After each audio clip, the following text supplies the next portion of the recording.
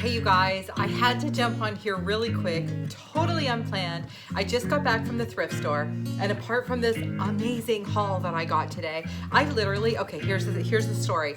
On the other counter, my neighbors were checking out, and I actually yelled across to her, "Wait till you see this on YouTube." I was so excited, like the whole store knew what I was up to. So I'm just gonna show you really quick, and then I'm gonna jump in and start making some of this stuff because I'm feeling hella inspired today. Okay, so apart from anything else, I got this lovely shirt. I don't think anybody can go wrong with a great white shirt. And I guarantee you I will be washing this and wearing this to work on Monday. I am really excited. It's from a store called Talbot's. I don't know if you're familiar with it. Beautiful, high quality women's clothes. So I am stoked that I found a beautiful white shirt. Oh my goodness, so many things. First things first, 2 complete Scrabble games, and you know that is not actually gonna be a Scrabble game. Let's go Jewel in the Crown first. I already posted this on my Instagram, so if you're not following me on Instagram, get over there. So on Instagram, we are Living the Life at Lisa and Company. Hop on over there because you'll see all kinds of stuff that you won't see anywhere else. Now, you're all familiar with Charlie, my sidekick, my best friend, my fur baby. Well, my fur baby now has the nicest bowls in the world. I mean, have you ever found, maybe you have, maybe you're more fortunate than I have, but I've never seen Ray done at a thrift store. So you can't even imagine how excited I am. I found this really cute little basket, so not my colors, but red tags were 50% off today. So this was $2, therefore it was $1. I had looked at this set of 3 votive candle holder things, but for $5, I was like, no, you know what? For less than that, I would make it over. So today for $2.50, absolutely. Okay, keep making noises with this. Can you see this? It is an enormous wooden hoop. It was $2. Pier 1 Imports, the set of 6 coasters. You can bet we're gonna rate on the heck out of that. Now here's a funny thing. I picked up these, okay, and I went straight to Dollar Tree to buy the candles that would sit in them. But while they've been sitting here on the island, while I've been doing this, they've been sitting like this. Yeah, seriously? Do you see an Easter DIY here? Because I see an Easter DIY now. Where I didn't before, by the way. I picked up these 2 little white, fairly off-white egg cups. You know we're gonna do something fun with that. There was all kinds of really cool wood pieces today. So this one says Country Kitchen Seasoned with Love, but for 25 cents after the discount. I saw Christina at the DIY Mommy make an amazing jewelry holder with one of these. And Izzy loves necklaces and stuff. She's absolutely getting that jewelry holder now. Picked up a couple of interesting wood pieces. This is a little bit different. I thought that little braid, and it's indented. It's been carved out. So that was 75 cents. And this one, well, it could be egg-shaped. It could just be a little plaque, either way. Hi, welcome to Lisa and Company. So, okay, I totally didn't need it, but I thought it was kind of cute. You know what, we'll just put that up in the studio as a little backdrop thing. Picked up this cute, beautiful little thing. It's gonna get painted. You know it's gonna get painted. I always say if it stands still long enough around here, it's gonna get painted. And there you guys, we did it. So I can almost start DIYing. I picked up these 2 great wooden plates. They're $1 each. Okay, I have an idea for a tiered tray for these that is different. So you're gonna have to stay tuned and watch what I do with those, because this one's going to have kind of a real farmhouse glam, vintagey vibe.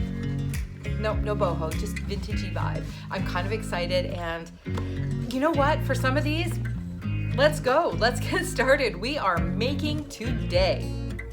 Okay, here we go. First DIY. I have these silver candlesticks, which I actually picked up at the same thrift store. I had attached these silver plates to them and used them. You've probably seen them in, some of my staging. So we're gonna go ahead and use these to put this tiered tray together. Of course, we're gonna measure and try to find as close to the center as possible, because you guys know how I like stuff lined up.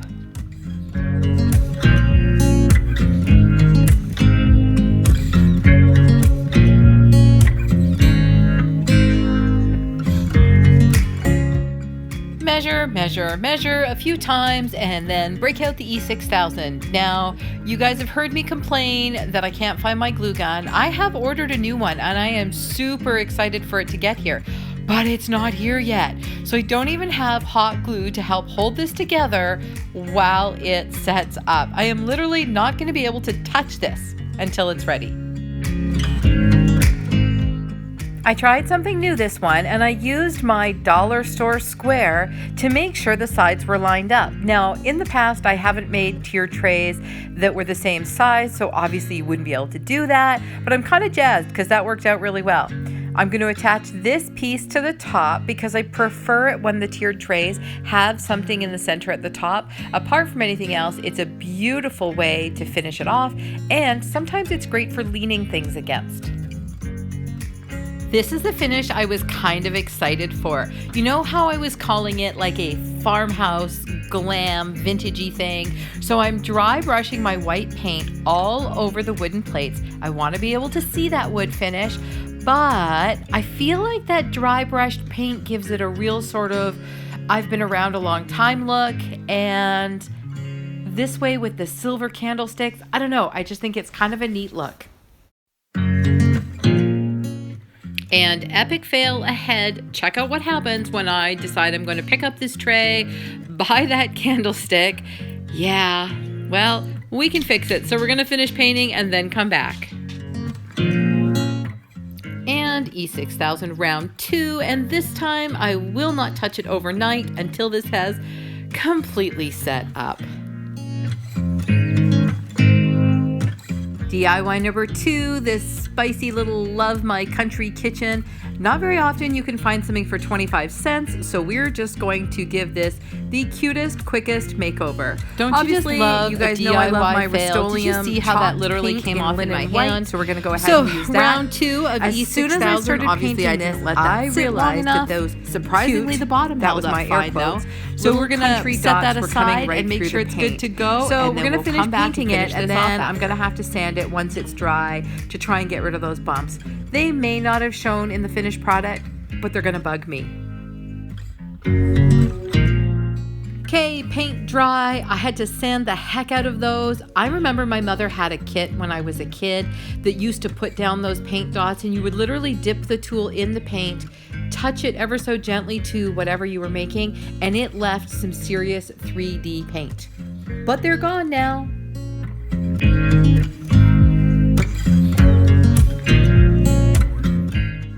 All right, we're gonna use these stems, we'll call them, that I picked up at Dollarama and make a tiny little wreath. Now I've already put one of the Dollar Tree poster stickers down right on there. That's our last name initial. And this is going to be done before you know it. This is just a little something that I'm gonna put on the tiered tray. I think it's a great little spring accessory.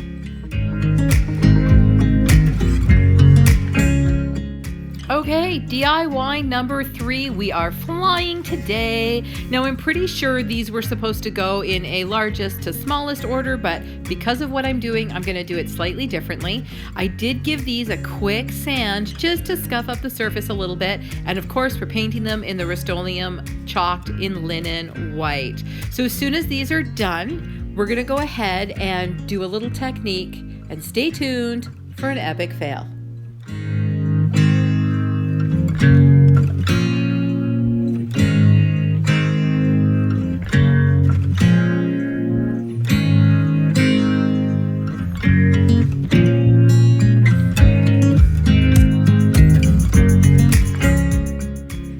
All right, so I mixed up some gray paint with a little bit of water because I want to do a spatter technique on here, and that didn't work. That is not spattered, that is sloppy. So I'm just going to wipe it off, give them a quick coat of the white paint, and then we're going to do it properly.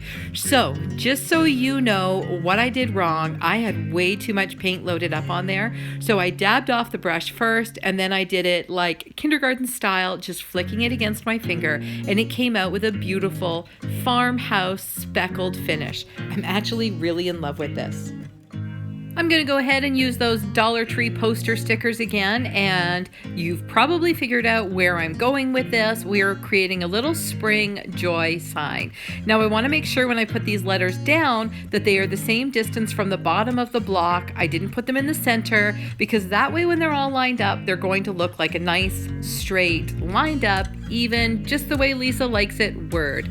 I took what I had left of those stems and made an even smaller wreath this time, and ta-da, finished result. I'm kind of jazzed about this. Sometimes it doesn't come out the way you plan it in your head, i.e. that crazy attempt at speckling before, but I am happy with this end result. Oh, and if you're wondering where that glue gun came from, I had to borrow my mom's. She has had that forever. I don't even know how long, and it is the best. I should have just bought her a new one and taken that one.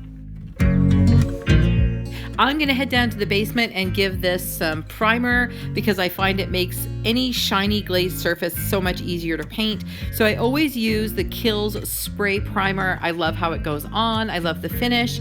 And in my opinion, it's the best one for a shiny surface. Once that's dry, it's getting a coat of the Rust-Oleum chalked paint. And we're going to be finished this before you even know it. I couldn't find my regular Sharpie, so Super Sharpie to the rescue. I just want to give this that enamel look on the edge.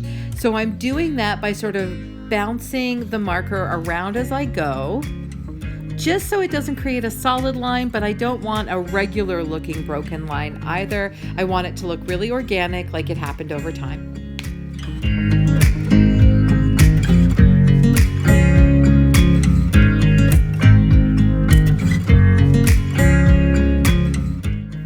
The hardest part with this is knowing when to stop, and it's time to stop.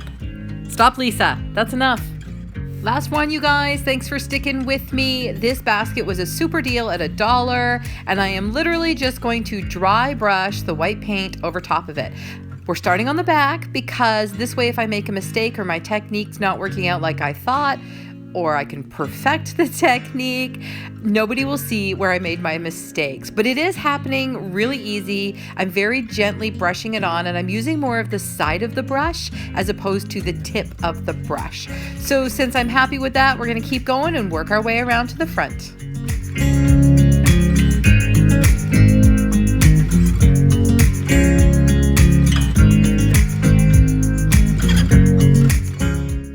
As I go ahead and do the front of this, I'm going to go down a certain ways into the basket because depending on what I use, I don't want any of that original color to show. We are done, and you guys stuck with me right through to the end, and I'm so glad you did. This is probably one of my favorite sort of collections that I've ever done. This was a lot of fun. I mean, I thrifted it. I DIY'd it. I've got it all staged up and filmed for you guys, like all in one day. I am super jazzed that we were able to do this. I love the way that tiered tray came together. It doesn't have a ton of stuff on it. My little joy sign and the hanging basket is perfect there where I hang the coffee cups. Let's go through some of these a little closer. The speckle on this joy sign and that tiny little wreath, this was the simplest project ever. I only used about half of one of those stems, so this project cost me somewhere in the neighborhood of about $3.50. The basket was $1, and I've got some IKEA greenery in there that I already had around the house, and then all these little projects that came together on the tiered tray. I love the dry brush with the silver candlesticks. It's different, and I love the juxtaposition of those textures and finishes. This little home sign I made as well and somehow lost the footage, so that's a little bonus one for you. That's that little piece of wood with some of the Scrabble letters. And of course, I took the chance and used this Scrabble tile tray, my coffee. Hopefully everyone gets the idea. So that beautiful little cake stand, I tossed a wreath on there that I made last summer and a candle that was kicking around the house. And you know what? It just finishes off this vignette perfectly. Thanks so much for stopping by Lisa and Company, you guys. Here's a couple more videos for you to check out. And don't forget to be following us over on Instagram and Facebook, and you'll see all kinds of other tidbits from our lives. Have a super day, everyone. Thanks for stopping by.